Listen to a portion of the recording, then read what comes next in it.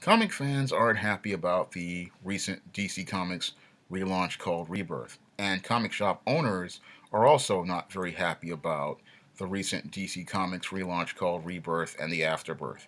And comic shop owners really have a real reason to be peeved regarding this recent relaunch. Since 2011, since DC Comics launched the New 52 universe, comic shop owners have lost a lot of money. What a lot of people don't know is that when comic shop owners go out here and buy comics, they can't return them like other trade publishers can. Now, a trade publisher can buy a book like this, David Haynes Live at 5, and if this book doesn't sell within a certain period of time, like 6 to 8 months or a year, or it winds up being discontinued, that publisher can return this book for credit, and they can get credit on next month's books. However, that same publisher with a comic book, when they buy their comics, they can't return a single thing.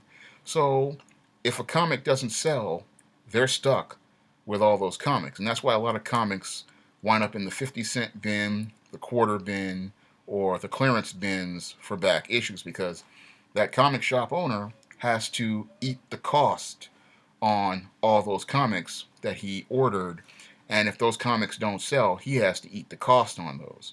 And a lot of comic shop owners are looking at eating the cost on at least about 4 or 5 years worth of comics with this relaunch. Because whenever you relaunch with a new #1 issue, most of the readers don't go out and buy the back issues. And the back issues are a big part of, your comic shop and how they make money because when people buy recent issues, they will go out and go search the back issues for a back issue. And that's how some comic shops make a good, portion of their money on publications. And a lot of comic shop owners have lost a lot of money over the last 4 or 5 years with DC, with the declining sales on their titles and the declining market share. So they're still ordering comics, and now DC drops a big whammy on them, which leaves them stuck with a whole bunch of old inventory that there's no way they can ever move because if there's no demand for DCU books or New 52 books with this relaunch, these guys are pretty much stuck. And I'm seeing that a lot of comic shop owners are really frustrated and they're saying that, they're not going to order as many or they're not going to support this relaunch. And I can understand their frustration and their anger because they this is the #2 publisher in comic trade publishing, and they can't really seem to set a focus, a tone, or a direction. And they're sticking these shop owners with thousands upon thousands of titles that they will never be able to move, that they're going to be stuck with in inventory. This is money that they've pretty much, lost, and there's no way for them to ever get it back. And I understand, how they feel about that because, you know, the last time we had a, big decline, a lot of comic shops we lost about 50% of the comic shops here in America. And this type of, directionlessness at DC could put a lot of people's livelihoods in jeopardy. A lot of these comic shops, if it wasn't for toys and video games, they wouldn't be afloat right now. And this could put a big, dent in their sales because when it comes down to a publisher not being able to set a focus on a direction, that really hurts that not only the publisher long term, but it hurts retailers long term. The only place where comic books are being sold these days, 32-page comics are being sold, are at comic shops. It's the only place you can get them. It's not like you can get them at the Walmart or the Target or the Rite Aid or the mom and pop grocery store. No, the only place you can get comics is at a comic book store. And with these constant relaunches, a lot of times the customers just don't have the incentive to keep buying in. I mean, just when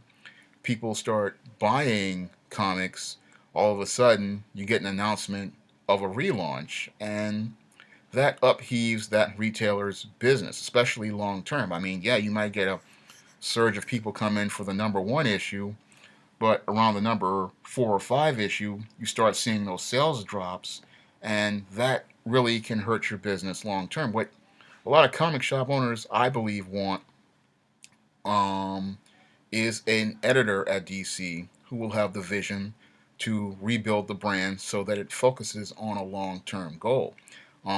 They need a long term vision for the next 5 to 15 years so that retailers have an incentive to buy into the products, buy into the characters, and they are assured some sort of consistency and some sort of stability. And people didn't get that with the New 52, with the Convergence, with the DCU. They did not get the consistency they wanted. Yes, they got some shock marketing, some short spikes in sales, but around Convergence, people really got tired of it.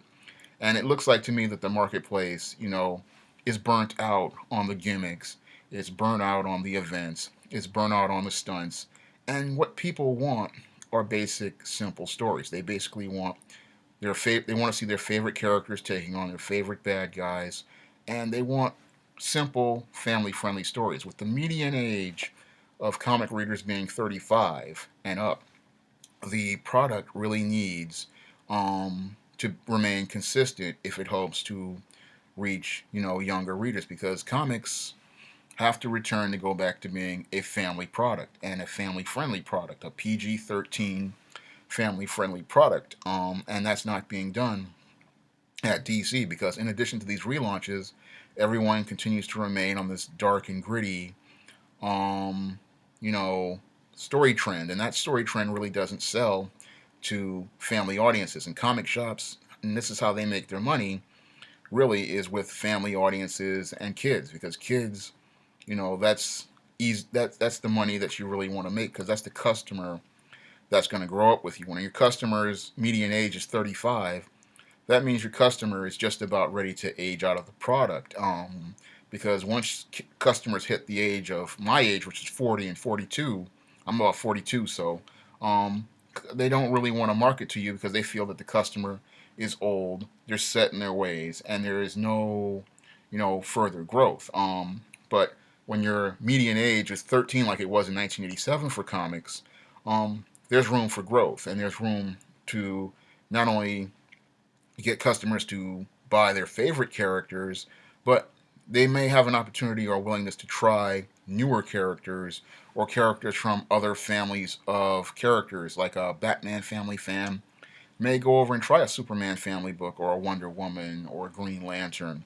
But when you have a guy who's 35 or 40 years old, he's not going to be more willing to try, other titles or try new characters or try, different story models, whereas a younger reader may be willing to do that.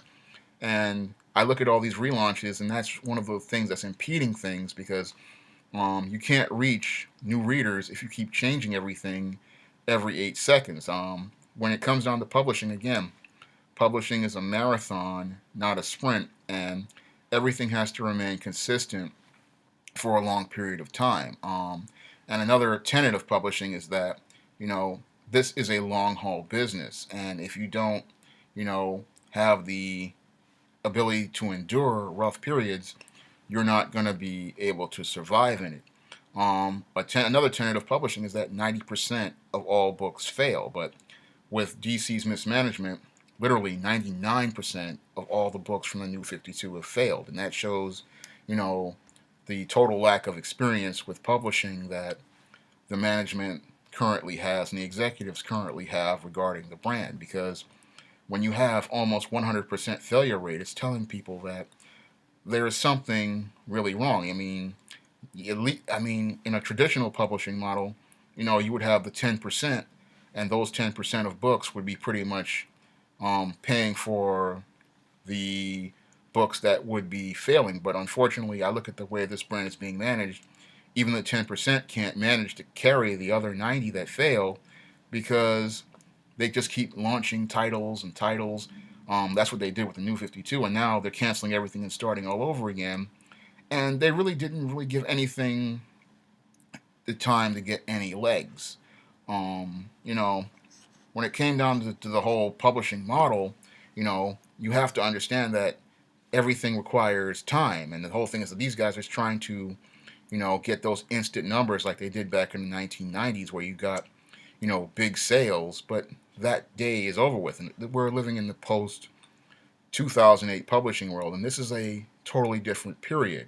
Um, this is a period where you're going to have to go through some hard times. I mean, most creators these days who are out here like myself understand that in the post 2008 world, that a book is not going to catch on. It may not catch on in the first month. It may not catch on in the first 2 months.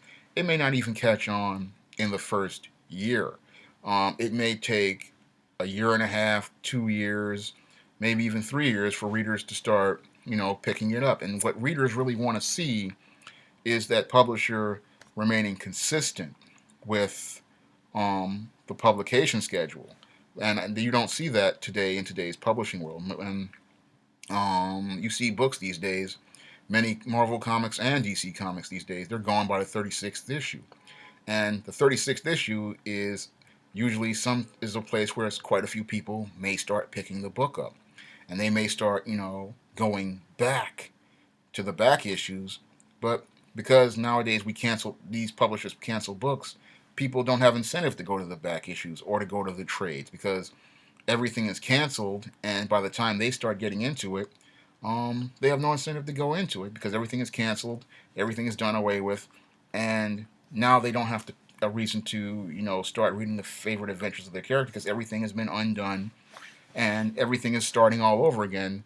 So they have no reason to go buy those back issues, which leaves a lot of retailers stuck, and that leads to a lot of frustration, because when you're stuck with stock you can't move, um, and stock you can't get a return on, you pretty much have no way of making revenue or making your bills. And I look at what DC has done to comic shops with this new 52, this DCU, and now this new Rebirth, and they're sticking these poor retailers with with not only comics that they can't move, but action figures that they can't move, because a lot of people bought new 52 figures and now they're stuck with them, and they can't move them. A retailer, once this is done, they're stuck with a character that is no longer relevant and nobody is making stories for, and they're pretty much stuck with that in their store, and they can't move it. And all this is done because of somebody who does not have publishing experience, or understanding of publishing or how publishing works. I mean, again, publishing is a very, very, very long haul business, and you have to have a long term plan if you hope to publish anything. Publishing takes time. It takes time for books to find an audience. It takes time for readers to discover books. And a publisher has to have patience to wait that out. And even creators have to have patience to wait that out. I see another, problem there, with creators, wanting to leave books within the first 12 issues. Really, you need a creator there for the first 24, 36 issues, because that's when because people need to get to know a product. They need to form a relationship with product, and they're not going to do that on the first issue. A lot of people, the first issue of a book is not their first issue. A lot of people's first book may be the 10th issue or the 15th issue or the fifth or the third or the 30th issue.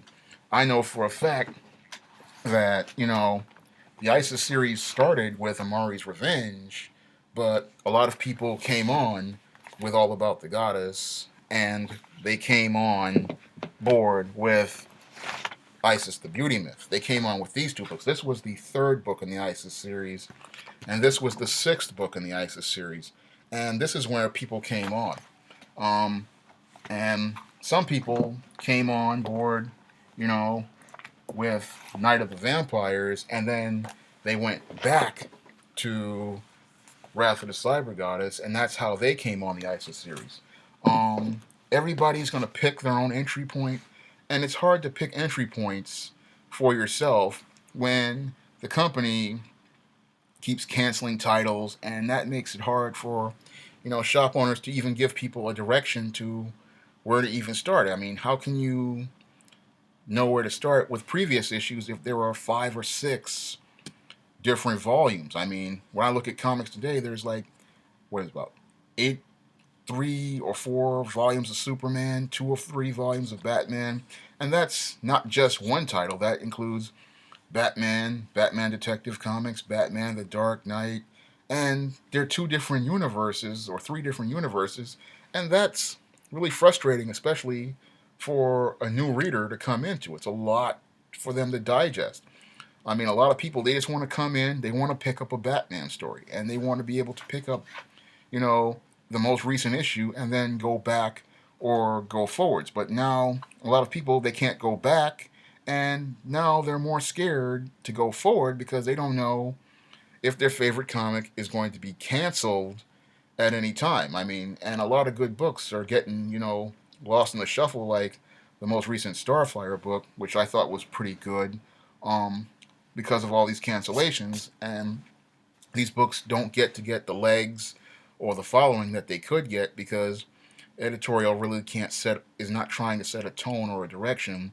The minute people start getting into something, the minute they change it, and the comic shop owners are the poor guys who wind up losing in the end because they're the guys who have to go out here and buy all these comics in anticipation of sales, and then when people don't buy them, they get stuck. And then when there's a new relaunch, they're stuck even worse because no one has an incentive to go into the back issues and pick up, older stories. And that's a big chunk of the business model for comics is that the newer books, like I do for the ISIS series, The Night of the Vampires, the new books like this, the most recent ones, sell the older titles like Cyber Goddess and Beauty Myth and All About the Goddess, and some people go all the way back to Amari's Revenge and the original ISIS from 2002 because they like what they read. And if you don't have, a easy to follow timeline, then it becomes a lot harder for that new reader to get into a character or get into the titles. And that makes it even harder because, comics are only sold at comic shops. And when you make it where this guy has like 3 or 4 universes that he has to try to explain to customers, and then customers themselves are coming in frustrated and confused, it makes it a really, really, really hard sell to your audience. And I can understand, comic shop owners' frustrations because they're the ones who are winding up, being stuck with a bunch of inventory that they will possibly never be able to move because why should a new reader come in and buy old issues from volume 1 from the 1970s or the 1980s, or why should they even buy, books from a previous one if that universe is going to be undone? And why should they buy new books if they don't have a, assurance from the publisher that this title is going to, you know, be around in another 5 to 6 years? They have no assurance that, they should invest in these stories. Why should I start reading stories, featuring the adventures of a character if that character is going to be, his storyline is going to be ended out of nowhere? It's just like watching a TV show when one minute you're watching the show and there's one set of actors on stage, and then after the commercial break, there's another set of actors on stage playing these same roles, and you're going, "Who are these guys? You know, I thought Stephen Amell was playing Arrow. Now all of a sudden we've got Steven Seagal as Arrow," and you're sitting there going, "What is this?" It becomes really, confusing to you if you're sitting there and every commercial break there's a new cast of characters, new cast of actors, and then even worse, a new storyline. And that's what buying comics is like these days. You just the minute you get into it, the minute they decide to change it, and that doesn't make for a great reading experience. Readers want to be able to pick up any book at any time, and if they drop a book for a while because they went into a period of, like I did a couple of years ago, unemployment or they just decided to go pursue something else for a while. They want to be able to come back and pick up that character and see that not much has changed, and they can just get right back into it. And that's part of really good storytelling, is that good creators pick up a character and they leave it just like they find it, because then the reader can then, if the character is picked up, they can pick it up and go, this character is just the same way I saw it before. And the consistency is what makes readers fans for generation after generation, and gives them incentive to keep shopping, for their favorite comics. And a lot of people don't have that incentive these days at DC Comics, because they've had to endure a reboot in 2011, the Convergence about a year ago, and now another relaunch, which tells them, ooh, new zero issues, new number one issues, and they have to start all over again. And when you have to keep starting over, that's no fun. I mean, it's no fun to keep having to, you just started reading something and then you have to start all over again. A lot of people back in 2011 were frustrated because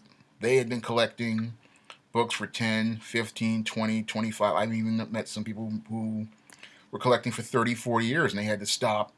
And then, everybody's just sitting there, going, when is it going to stop? When are these reboots going to stop? When are these retcons going to stop? When are things just going to remain consistent? Because at this point, when you have retailers complaining, there's a serious problem, because you need retailer support if you hope to sell product. You cannot, a company publishing does not survive without retailer support. Without your primary retailers, you're not going to be able to move product. And if they're not supporting product, the product is just going to die on the shelves, because you really need those retailers to be enthusiastic about a product, excited about a product. And you don't see that with DC products. You see a lot of people, again, they're angry on Facebook groups, arguing, angry, frustrated. And when you have retailers who are angry and frustrated, this is not a good sign, because I can understand why they're frustrated, because they're the ones who have been stuck not only with all these back issues, but they're stuck with merchandise that they will have an impossible time to move, because there are a lot of DC collectibles, New 52 figures out there, and even some Mattel figures out there that they're stuck with. And now that everything is restarting yet again, they're going to be stuck yet again with more stuff that they're going to have to mark down and take a loss on. And when you're in business, you can only afford a certain amount of losses before it really impacts your long-term business. I look at DC's, management, and they really, again, I believe they need to clean house. They need a new president for the brand. They need a new publisher with a vision and an insight to literally rebuild this brand from the um, ashes of that Dido has created, that the Dan Dido era has created. And they need to someone who will foster goodwill with all of these comic shop owners, these vendors, these distributors, and even comic fans, and try to create, a positive buzz for the DC brand. Because if you have to keep relaunching a brand, there's a problem with the management, and you need a manager with a plan and a long-term vision that will work towards improving the positives of that brand, get people more excited about that brand, get people, thinking enthusiastically about that brand, and most importantly, willing to buy that brand, and someone who will assure them that their brand is going to remain consistent and it's going to produce products that appeal to readers of all ages.